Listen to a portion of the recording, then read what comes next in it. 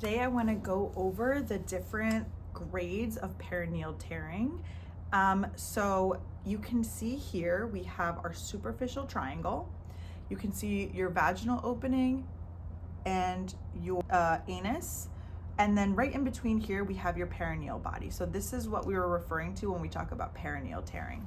So for example, typically during vaginal birth, we'll have a tear of really just the skin of the bottom of the vaginal opening. For a grade 1, they might not even repair it.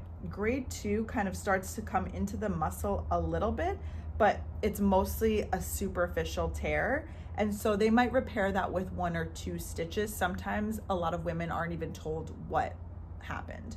For a grade 3, you're really going to start to work more into the muscle. So that is a more severe tear, and that's going to affect the pelvic floor musculature. So there might be some weakness, more pain. That's going to require more stitches and a little bit more involved healing process.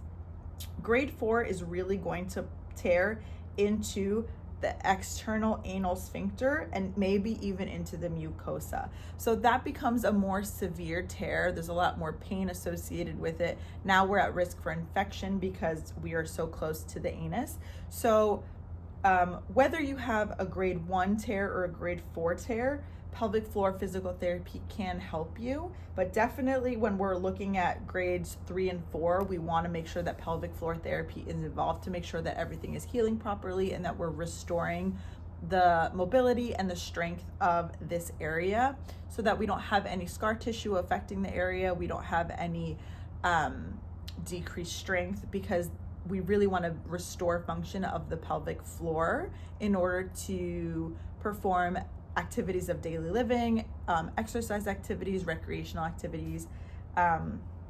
So yeah, let me know if you have questions.